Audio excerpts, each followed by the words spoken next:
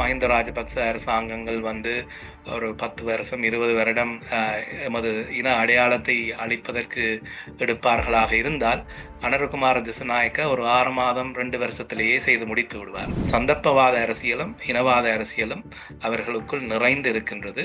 அதை ஓரளவு மறைத்து ஒரு தமிழ் மக்களுக்கு முன்னால் ஒரு நாடகம் ஆடியிருந்தார்கள். அந்த நாடகம் தற்பொழுது தோல்வி அடைந்து கொண்டிருக்கின்றது. பிரித்தானியாவிலும் கனடாவிலும் முக்கியமாக வருகின்ற அந்த அரசியல் மாற்றங்கள் வந்து கனடிய பிரதமராக இருக்கட்டும், பிரித்தானிய பிரதமராக இருக்கட்டும், முள்ளிவாய்க்காலுக்கு கொடுத்த அந்த ஸ்டேட்மெண்ட்ஸ் வந்து அரசியலில் நகர்த்தப்படும் காய்கள், திரைமறைவில் நடக்கும் ரகசிய பீரங்கள், உலகத் தமிழர் அறிந்தேயாக வேண்டிய உண்மைகளை தேடி ஒரு உடறுப்பு.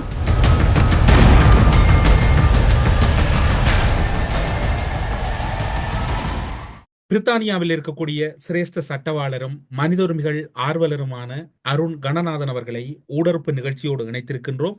ஊடறுப்பு நிகழ்ச்சியின் சார்பில் உங்களை வரவேற்பதில் மகிழ்ச்சி. வணக்கம். வணக்கம். இப்போது இலங்கையில் இடம்பெற்றது இன அழிப்பு என்று உலகம் மெல்ல மெல்ல அரசுகள் கூறுவதற்கு ஆரம்பித்து விட்டன. அதற்கு உதாரணமாக பிரித்தானியா, கனடா போன்ற நாடுகளிலிருந்து வரக்கூடிய செய்திகள் அதனை மிகவும் தெளிவாக உறுதிப்படுத்துகின்றன. இதனை ஒரு சட்டவாளராக தொடர்ச்சியாக ஈழத்தமிழர்களோடு பயணிக்கின்ற ஒரு சட்டத்துறை சார்ந்திருக்கக்கூடியவராக நீங்கள் எப்படி பார்க்கிறீர்கள்? இது இந்த அரசியல் மாற்றம் என்பது முக்கியமாக தமிழ் மக்களுடைய அந்த விடாமுயற்சியாக அவர்கள் செய்து வருகின்ற அந்த கேம்பெயின், போராட்டங்கள், அழுத்தங்கள், உரிமை கோரி தொடர்ந்து நடத்துகின்ற முயற்சிகள் தான் இந்த இடத்துக்கு வந்திருக்கின்றது என்று நான் முக்கியமாக கருதுகின்றேன். அது மாத்திரமில்லாமல் இரண்டாவது காரணியாக இலங்கை அரசாங்கம், அதாவது இந்த என்பிபி அரசாங்கம் வந்ததன் பின்னர் செப்டம்பர் மாதத்தில் வந்து கிட்டத்தட்ட 8 மாதங்களுக்கு அவர்கள் ஆட்சியில் இருந்து விட்டார்கள். அப்பொழுதும் ஒரு எதிர்பார்ப்பு சர்வதேச சமூகத்திடம் இருந்தது. மற்ற மக்களிடமும் ஒரு ஒரு சிறு எதிர்பார்ப்பு இருந்தது. இந்த பொறுப்பு கூறல் விடயத்திலும் அரசியல் தீர்வு விடயத்திலும் வந்து இந்த அரசாங்கம் ஒரு காத்திரமான முடிவை எடுக்கும் என்று சொல்லி, அந்த எதிர்பார்ப்பு வந்து முழுமையாக முறியடிக்கப்பட்டதன் காரணமாகவும் வந்து இப்படியான நடவடிக்கைகள், அதாவது இலங்கையில் பொறுப்பு கூறல் என்பது வந்து சாத்தியமில்லை என்பதும், இந்த அரசாங்கமும் வந்து மற்ற அரசாங்கங்கள் போல ஒரு இனவாதத்தன்மையுடன் இருந்து தமிழர் விடயத்தில் வந்து ஒரு அரசியல் தீர்வை கொடுக்காதென்ற ஒரு அவநம்பிக்கையும் பரவலாக பாதிக்கப்பட்டவர்கள் விடயத்திலும் வெளிநாட்டு அரசியல்வாதிகள், செயற்பாட்டாளர்கள் தொடர்பிலும் இருப்பதனால்தான் இப்படியான மாற்றங்கள் பெறுவதாக நான் பார்க்கின்றேன். இலங்கையில் இடம்பெற்ற இனப்படுகொலை தொடர்பில் 16 ஆண்டுகள் கடந்திருக்கின்றன. இன்று வரைக்கும் அதற்கான நீதிகள், அதற்கான உண்மைகள் ஏன் முறையாக ஆராயப்படவில்லை? சர்வதேசம் அந்த விவகாரங்களை தொடர்ந்து அவதானித்துக் கொண்டிருக்கின்றோம், அவை தொடர்பாக அறிக்கைகள் தயாரிக்கின்றோம் என்கின்ற ஒற்றை சொற்களால் கடந்து செல்லுகின்றது. நீங்கள் எப்படி அதனை உற்று நோக்குகிறீர்கள்? இந்த விடயம் சர்வதேச நீதி என்பது வந்து மிகவும் இலகுவான விடயம் அல்ல. சர்வதேச குற்றவியல் நீதிமன்றமாக இருக்கட்டும், சர்வதேச நீதிமன்றமாக இருக்கட்டும், பொறிமுறைகளாக இருக்கட்டும், அவை வந்து இலகுவாக நடைமுறைப்படுத்தப்படக்கூடிய விடயங்கள் அல்ல. அங்கும் பல சிக்கல்கள் இருக்கின்றன. அதனால்தான் சர்வதேச சமூகம் வந்து இலங்கைக்கு எத்தனையோ தடவைகள் சந்தர்ப்பங்கள் கொடுத்து, இதை உங்கள் இலங்கைக்குள்ளேயே சரியான விசாரணையை நடத்தி ஒரு நீதியை வழங்குங்கள் என்று சொல்லி திருப்பி திருப்பி அவர்களுக்கு பல சந்தர்ப்பங்களை வழங்கி இருந்தது. அந்த சந்தர்ப்பங்கள் வழங்காத பட்சத்தில் தான் அவர்கள் பல நடவடிக்கைகளை தற்பொழுது எடுத்துக்கொண்டிருக்கின்றார்கள். முக்கியமான ஒரு நடவடிக்கையாக நாங்கள் அமெரிக்காவாக இருக்கட்டும், கனடாவாக இருக்கட்டும், அண்மையில் வந்து பிரித்தானியாவாக இருக்கட்டும், கொண்டு வந்த அந்த தடை, மேக்னிட்ஸ்கி சாங்ஷன்ஸ் வந்து முக்கியமான ஒரு விடயமாக நான் பார்க்கின்றேன். அத்துடன் பிரித்தானியாவை பொறுத்த மட்டில் வந்து இந்த யூனிவர்சல் ஜூரிஸ்டிக்ஷன் என்ற அந்த அடிப்படையின் கீழ் இங்கு மெட்ரோபாலிட்டன் போலீஸ் வந்து ஏற்கனவே இபிடிபி சம்பந்தமான ஒரு விசாரணையை ஆரம்பித்திருந்தது. அதை தற்பொழுது விஸ்தரப்படுத்தி இலங்கையில் நடந்த சித்திரவதை சம்பந்தமான விசாரணையாக விஸ்தரப்படுத்தி இருக்கின்றது. ஆகவே இந்த நடவடிக்கைகள் மற்றது நாங்கள் முக்கியமாக இந்த ஸ்ரீலங்கா அக்கவுண்டபிலிட்டி ப்ராஜெக்டினுடைய வேலைகளும் இதில் முக்கியத்துவம் வாய்ந்தது. அவர்களும் ஆதாரங்களை சரியாக சேகரித்து பல நாடுகளுக்கு அனுப்பி எந்தெந்த வகைகளில் இலங்கைக்கு வெளியில் எந்தெந்த வகையில் சட்ட அடிப்படையில் சில முயற்சி செய்ய முடியுமோ அவற்றையெல்லாம் செய்வதனால்தான் இந்த மாற்றம் வந்து கொண்டிருக்கின்றது. ஆனால் நீங்கள் குறிப்பிட்டது மாதிரி 16 வருடம் என்பது எத்தனையோ வருடங்கள் எங்களுக்கு இதுவரை சரியான நீதி கிடைக்கவில்லை என்பது பாதிக்கப்பட்ட எமது மக்களிடம் தொடர்ந்து ஒரு ஏமாற்றமாக இருந்து கொண்டிருக்கின்றது. ஆனால் நான் எதை குறிப்பிட விரும்புகின்றேன் என்றால், இதைத்தான் இலங்கை அரசாங்கம் எதிர்பார்க்கின்றது. இந்த சிங்கள அரசாங்கம் இந்த அரசாங்கமாக இருக்கட்டும், கடந்த அரசாங்கமாக இருக்கட்டும், தமிழர் விடயத்தில் எந்தவித மாற்றமும் இல்லை. அவர்களுடைய கையாளுகை அது நாங்கள் இந்த ஒரு 5-10 வருடங்கள் மாத்திரம் இல்லை, இலங்கை சுதந்திரம் அடைந்ததில் இருந்து அல்லது அதற்கு முன்னே இருந்தே நாங்கள் தெரியும், இலங்கை இந்த பேரினவாத அரசு என்பது தமிழர்கள் விடயத்தில் எந்தவித சரியான ஒரு காத்திரமான முடிவையும் செய்ய போவதில்லை. தொடர்ந்து இந்த வகையில் இனவழிப்பை தொடர முடியுமோ அந்த வகையில் இனவழிப்பை தொடருவதுதான் அவர்களுடைய நோக்கமாக இருக்கின்றது. என்னுடைய கருத்து மஹிந்த ராஜபக்ச அரசாங்கங்கள் ஒரு 10 வருஷம் 20 வருடம் எமது இன அடையாளத்தை அழிப்பதற்கு எடுப்பார்களாக இருந்தால், அனுரகுமார திசுநாயக்க ஒரு 6 மாதம் 2 வருஷத்திலேயே செய்து முடித்து விடுவார் தமிழின அடையாளத்தை அழிக்கின்ற அந்த முயற்சியை. அதனால்தான் நாங்கள் எங்களுடைய செயற்பாட்டை இன்னும் உத்வேகத்துடன் செயற்படுத்த வேண்டும். இந்த என்பிபி அரசாங்கம் மற்ற அரசாங்கங்கள் மாதிரி ஒரு இனவாத அரசு என்பதை காண்பித்துக் கொண்டிருக்கின்றார்கள். ஆகவே இந்த சூழ்நிலையில நாங்கள் எங்களுடைய நீதி கோரல் விடயமாக இருக்கட்டும், அல்லது அக்கவுண்டபிலிட்டி விஷயமாக இருக்கட்டும், அல்லது அரசியல் தீர்வு விடயமாக இருக்கட்டும், சரியான காத்திரமான நடவடிக்கைகளை நாங்கள் மேற்கொள்ள வேண்டும். இந்த 16 வருடம் கடந்து விட்டதே என்று சொல்லி நாங்கள் சோர்வடைவோமாக இருந்தால் அது இந்த இலங்கை பேரினவாத அரசுக்கு மாபெரும் வெற்றியாக அமையும் என்பதுதான் என்னுடைய கருத்து. நீங்கள் தேசிய மக்கள் சக்தி என்பிபி தொடர்பில் கூறியதனால் உங்களுடைய அவதானத்தை கேட்கலாம் என்றுதான் இந்த வினாவினை கேட்கின்றேன். உங்களுடைய பார்வையில் தேசிய மக்கள் சக்தியை நீங்கள் எப்படி பார்க்கிறீர்கள்? கடந்த காலங்களில் பல அரசுகளை பார்த்தவர், குறிப்பாக சந்திரிகா பண்டாரநாயக்கா குமாரதுங்கவாக இருக்கலாம், அல்லது பிரேமதாசாவாக இருக்கலாம், அல்லது இலங்கையின் அத்தனை அரசியல் தலைவர்களுடைய செயற்பாடுகளை பார்த்தவர். தேசிய மக்கள் சக்தி மூத்த சட்டவாளர் அருண் கணநாதனால் எப்படி பார்க்கப்படுகிறது? என்னுடைய பார்வையில் அவர்கள் தங்களுடைய அரசியலில் தெளிவில்லாமல் இருக்கின்றார்கள். ஆகவே அவர்களை இந்த தன்மை கொண்டவர்கள் என்று சரியாக அடையாளப்படுத்துவது ஒரு சிக்கலாக இருக்கின்றது. ஆகவே அதைத்தான் அவர்கள் ஒரு விடயத்தில் தாங்கள் இனவாதிகள் இல்லை போன்ற ஒரு தன்மையை காட்டிக் கொள்வதும், மறுபுறத்தில் நீங்கள் அதாவது அக்கவுண்டபிலிட்டி விடயமாக இருக்கட்டும், அரசியல் தீர்வு விடயமாக இருக்கட்டும், இரண்டிலும் எந்தவித நடவடிக்கையை எடுக்காமல் இருப்பது நிச்சயமாக அவர்களும் ஒரு பேரினவாத ஒரு அரசியல் சக்தி என்பதைத்தான் எனக்கு காட்டுகின்றது. அது மாத்திரமில்லாமல் அதில் இருக்கின்ற ஜேவிபி என்கின்ற முக்கியமான கட்டமைப்பு கடந்த காலங்களில் தமிழர்களுக்கு எதிரான நடவடிக்கைகளில் முன்னின்று செயற்பட்டவர்கள். முக்கியமாக ஐஎஸ்ஜிக்கு எதிரான அவர்களுடைய சட்ட முயற்சிகளாக இருக்கட்டும், சீஸ்ஃபயர் டைமில் நடந்த சமாதான முயற்சிகளை குழப்பி அடிப்பதாக இருக்கட்டும், இந்த விடயங்களில் முன்னின்று செயற்பட்டவர்கள். ஆகவே அவர்களும் சந்தர்ப்பவாத அரசியலிலும் இனவாத அரசியலிலும் இருந்து எந்த விதத்திலையும் வேறுபட்டவர்கள் இல்லை என்பதுதான் என்னுடைய பார்வையாக இருக்கின்றது. ஆகவே சந்தர்ப்பவாத அரசியலும் இனவாத அரசியலும் அவர்களுக்குள் நிறைந்து இருக்கின்றது. அதை ஓரளவு மறைத்து ஒரு தமிழ் மக்களுக்கு முன்னால் ஒரு நாடகம் ஆடி இருந்தார்கள். அந்த நாடகம் தற்பொழுது தோல்வி அடைந்து கொண்டிருக்கின்றது. தமிழ் மக்கள் ஏற்கனவே அண்மையில் நடந்த உள்ளூராட்சி சபை தேர்தல்களில் அதை உணர்ந்துதான் தமிழ் கட்சிகளுக்கு வாக்குகளை வழங்கியிருந்தார்கள். ஆகவே அவர்களுடைய நாடகம் தொடரப்போவதில்லை. முக்கியமாக சர்வதேசத்தினுடைய பிடியிலிருந்து அவர்கள் தப்ப முடியாது. அதை அவர்கள் உணர்ந்து கொண்டு யதார்த்தத்துடன் அக்கவுண்டபிலிட்டி விடயத்திலும் மற்றது அரசியல் தீர்வு வழங்குகின்ற விடயத்திலையும் சரியான முயற்சிகளை ஆனால் இலங்கை ஒரு சுபீட்சமான எதிர்காலத்தை நோக்கி பயணிக்க முடியும். இல்லாவிட்டால் திருப்பியும் முந்தி பேரினவாத அரசியல்வாதிகளினால் இலங்கை 48ஆம் ஆண்டிலிருந்து எப்படி நாசகாரமாக அழிக்கப்பட்டதோ உங்களுக்கு தெரிய வேண்டும். நான் இலங்கை சுதந்திரம் அடையும் பொழுது ஏசியாவிலேயே மிகப்பெரிய இக்கானமியாக சிலோன் இருந்துச்சு. வாண்ட இக்கானமி, டைகர் இக்கானமி என்று கூறினார்கள். அதை இன்றைக்கு ஒரு பிச்சை எடுக்கின்ற நாடாக இங்க இந்த சிங்கள பேரினவாதம் கொண்டு விட்டு விட்டது. ஆகவே அதிலிருந்து சரியான முயற்சிகளை எடுத்து, அதாவது சரியான ஸ்ட்ரக்சரல் சேஞ்சஸ், அதாவது தமிழ் மக்களுக்கு இருக்கின்ற சரியான அரசியல் இடத்தை அவர்கள் இலங்கையில் கொடுத்து சரியான ஒரு அரசியல் தீர்வை வழங்கி அக்கௌண்டபிலிட்டி விஷயத்திலையும் காத்திரமான முடிவுகளை எடுத்து ஒரு பயணிப்பார்களாக இருந்தால் இந்த என்பிபி அரசாங்கத்தினுடைய ஆட்சியும் நீடிக்கும், இலங்கையும் ஒரு சுபீட்சமான எதிர்காலத்தை சந்திக்கலாம்.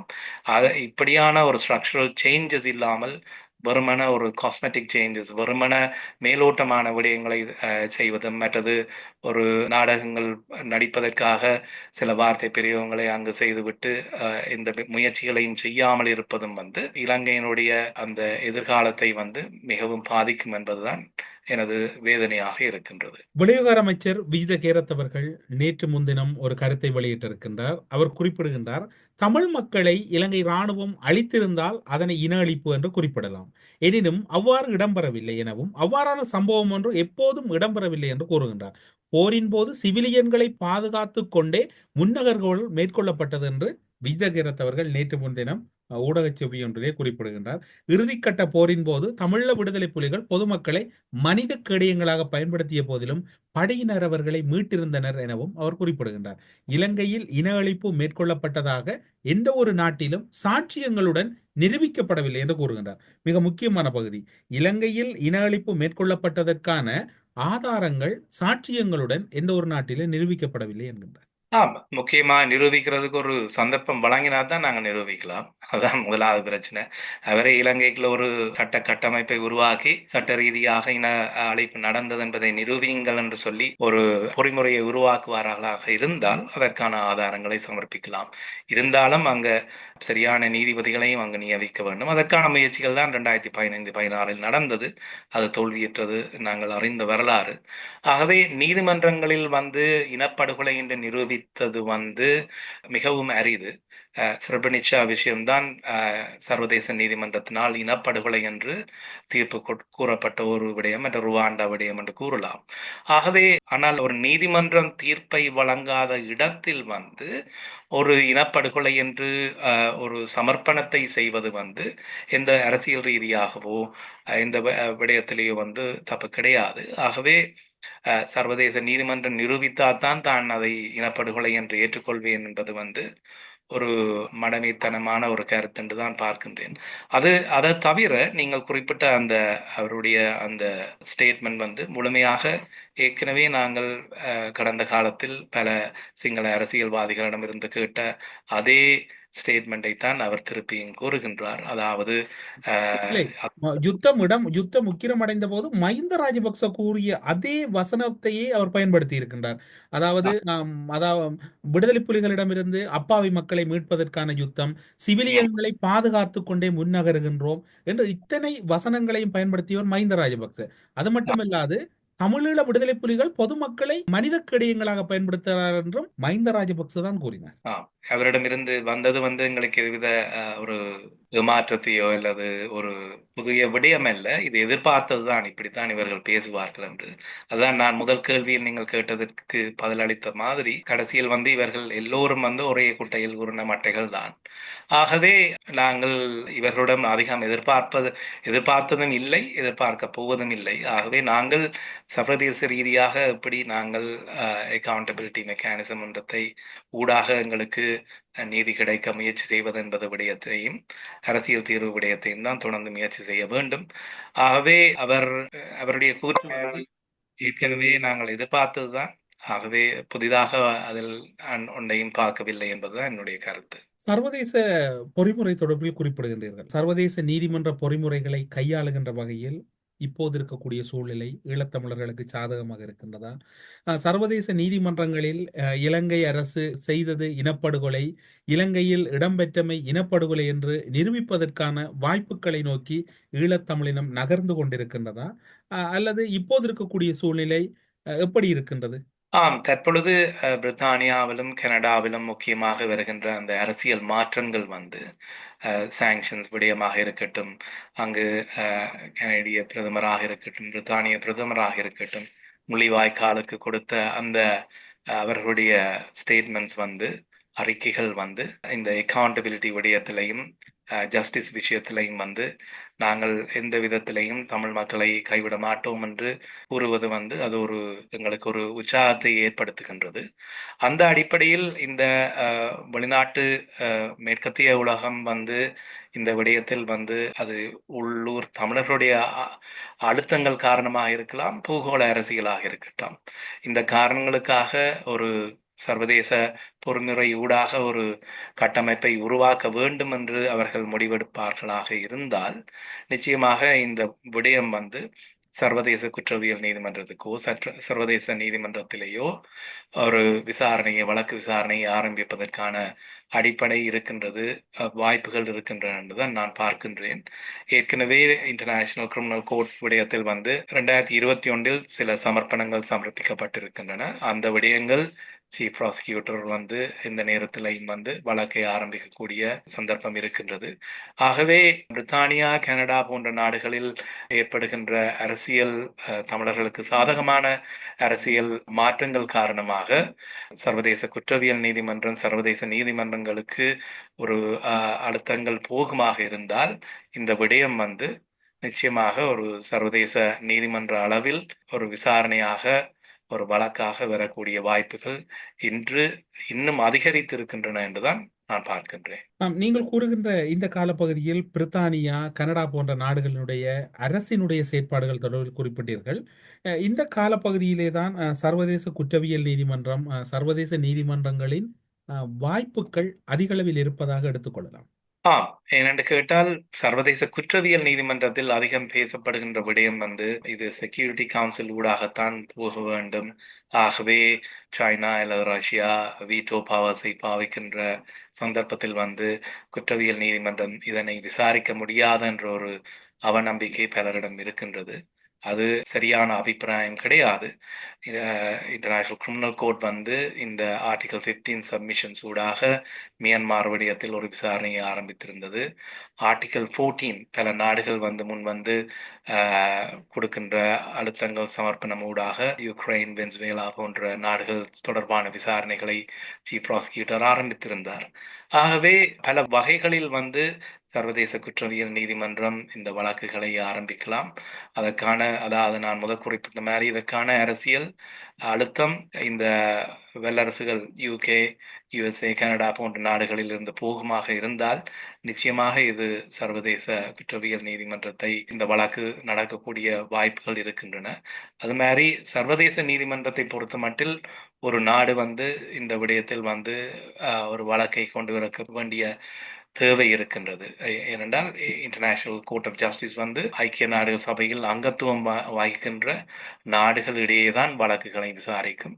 ஆகவே ஐநாவில் வந்து அங்கம் வகிக்கின்ற ஒரு நாடு இலங்கை தொடர்பாக ஒரு விடயத்தை எடுத்து டோர்ச்சராக இருக்கட்டும், ஜெனசைடாக இருக்கட்டும், டிசப்பியரன்ஸாக இருக்கட்டும், ஏதோ ஒரு விடயத்தை எடுத்து அங்கு வழக்காக சமர்ப்பிக்குமாக இருந்தால் இன்டர்நேஷனல் கோர்ட் ஆஃப் ஜஸ்டிஸும் வந்து இந்த விடயத்தை வழக்கொன்றை விசாரிக்கக்கூடிய ஒரு சந்தர்ப்பம் இருக்கின்றது என்பதுதான் என்னுடைய கருத்து. ஊடரப்பு நிகழ்ச்சியில் இணைந்து கொண்டு மிக முக்கியமான கருத்துக்களையும் சர்வதேச நீதிமன்றத்தில் இலங்கை அரசு நிகழ்காலத்தில் இழைத்துக் கொண்டிருக்கக்கூடிய இன அழிப்பு தொடர்பான விடயங்கள் எப்படியான வகையில் சட்ட ரீதியாக சாத்தியப்படும் என்கின்ற பல முக்கியமான கருத்துக்களையும், இலங்கையில் இடம்பெற்றது இன அழிப்பு என்பதற்கான ஆதாரங்கள் எப்படியான வகையில் பார்க்கப்படுகின்றன என்கின்ற சட்ட ரீதியான கருத்துக்களையும் பல முக்கியமான தகவல்களை வெளிப்படுத்தியமைக்காக ஊடரப்பு நிகழ்ச்சியின் சார்பில் சிறப்பு நன்றிகளோடு உங்களிடம் விடைபெற்றுக் கொள்கிறோம். நன்றி, வணக்கம். வணக்கம்.